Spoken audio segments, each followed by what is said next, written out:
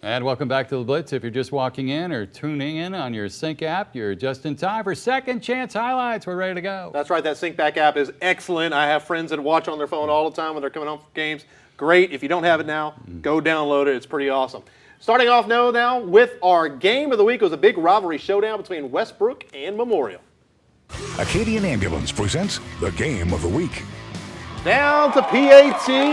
These two teams, they don't like each other, and the playoff spot was on the line out at Memorial Stadium. Teams taking the field, and it was Westbrook that came out firing on all cylinders.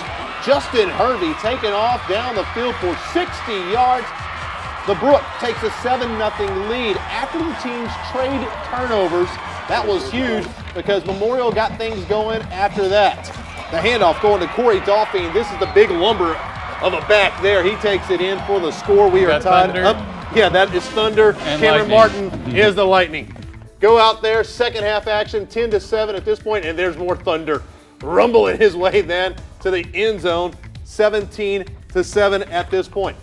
More from Memorial. Labrie over the top to Albert Jacobs. Perfect fade pattern there, 24-7. But the Brooks not laying down. They're going to pull out the trick plays. Essex to Smith, over the top to Charles Ward. Not Charlie Ward. Still a good player, though. What about Charles Chucky Ward? Chucky Ward might be his, well, there was a Chucky Ward that played for Westbrook back in 1984. That would make sense. There you go. Memorial, Could be they his take uncle. it 31-14. Memorial is heading to the playoffs. Meanwhile, in 24A, both Central and Little Cypress Mauriceville have clinched playoff spots, but still had plenty to play for, possibly for a district championship next week, as the Lady Bear and the Papa Bear were there. No Baby Bear, but Central took charge of this ball game early thanks to Damon Thomas.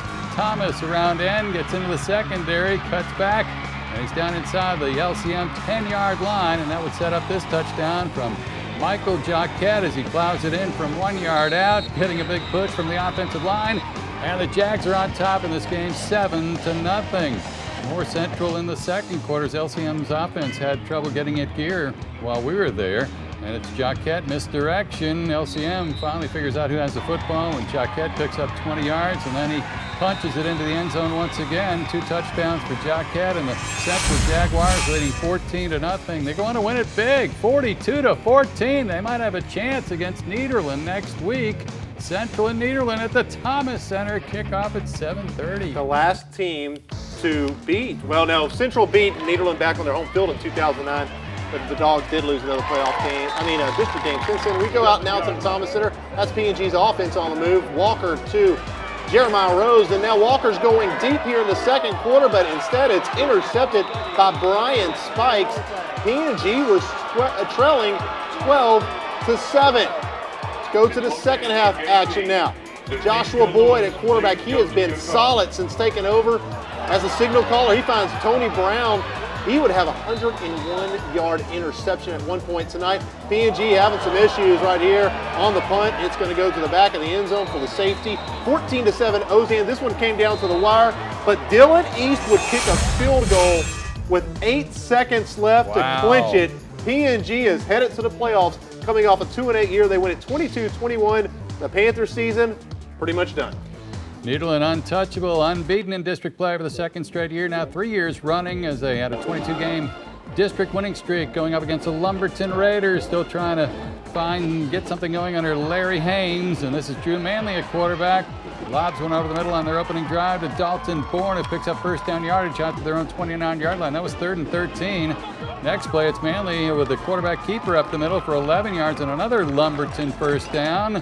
But now Nederland brings the blitz up the middle. It's Christian Contreras. He knocks the ball loose, and it's scooped up by Bo Stewart of the Bulldogs, and he's into the end zone for 6. Extra point is good, and the Bulldogs lead by the score of 7-0. Lumberton forced the punt. Nederland with a short field, good field position. Preston White guns it out there for Sage Say as he's down to the 1 yard line. Easy pickings from here as they give it to Kendrick Hopkins. Another touchdown for Hopkins as he plows in to make it 14-0. Lumberton punts again, and this time from their own 47-yard line. Kendrick Hopkins sees a crease, and he's gone for another touchdown. A 53-yard run to make it 21-0 Bulldogs. They win it 49-0. Again, that should be an interesting game with Central next week. Central wins. They tie for the district championship. And, of course, Needleton still unbeaten in district. But they do have one loss to Crosby. That's right. That was the week 0 loss that knocked them out on state polls, and they haven't been getting a sniff since then. Out to Buna, huge game with playoff implications, Cats and Cougars, and that is a sack there by the Orangeville defense on Joseph Clark. Now the offense trying to get going for the Orange-White. Let's give the ball to Carl Wiley. He does the rest. He takes it in for the score. 7-0 Orangeville. Coach Smalley trying to get his team into the postseason.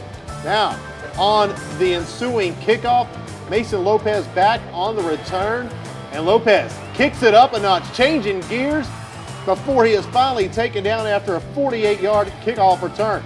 Then it's Justin Kennedy picking up a nice chunk of yardage into the secondary, and then check this out. You don't see it often, but this is a thing of beauty. Buna passing the ball, and it's a touchdown. Joseph Clark to Braden Brockman. We're tied up at 7, but it was Orangeville having too much tonight. The final 35-20. Battle for the Buzzy Gun Trophy coming up next week against Blitz City for Orangeville. Cardinals closing out their home season. The choir with the national anthem hosting West Orange Stark. Mustangs get an early field goal from Roderickson Cano and a 3-0 lead. Now for Blitz City, the read option. The handoff goes to Jet Simmons. And the Jet around the corner picks up first down yardage, but eventually the Cardinals would have to punt. So West Orange with the ball back. Dylan Sterling Cole guns it outside to Chase Rutledge back against the grain. Cuts for about a 20-yard pickup into Bridge City territory. Then it's Sterling Cole. This time, straight handoff and run.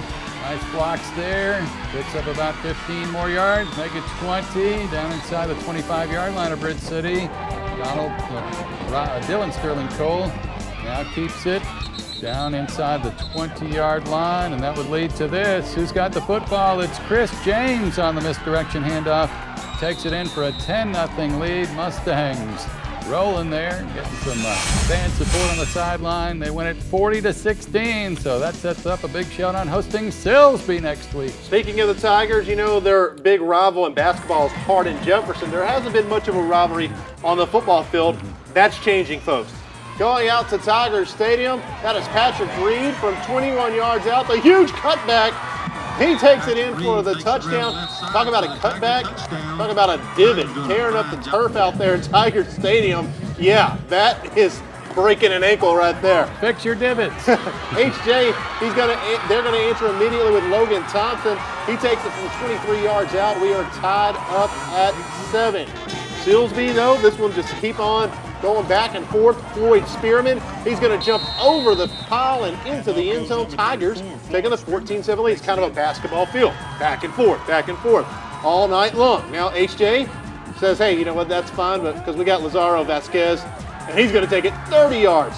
Extra point was no good, though. That was huge. It's 14-13 at this point.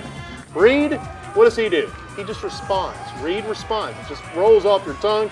He's going to find his receiver, Cedric Spearman, 30 yards. It's 21-13. The fast break is on. Now, Jarrett Gieske, he's going to keep it, take it to the hole. He's in. It's 21-19. I'm telling you, this was a basketball field between these two tonight. But the great play coming up by Gieske. Can't see it, but it did happen. Silsbee would win it, though, 34-33. Tigers overtaking the Hawks because Hardin Jefferson had the lead, 33, I guess it was 33. 27 at one point? Something like that. Yep. But anyway, late score by Silsbee to pull out the victory, and they also had a big defensive stand as we hit another timeout here on the Blitz. Plenty more coming, including more second chance highlights from Kirbyville and Kuntz. That's right, and as we head to break, it's time for the hit of the week. The hit of the week. Back to Needleton on senior night. Opening kickoff, Lumberton's Brandon Gray, and he is taken down on a clothesline tackle by Nick DeVillier on senior night. It's a legal tackle. He didn't get the helmet, he got the shoulder pads. Congratulations, Nick DeVillier of Needleton with our Blitz hit of the week.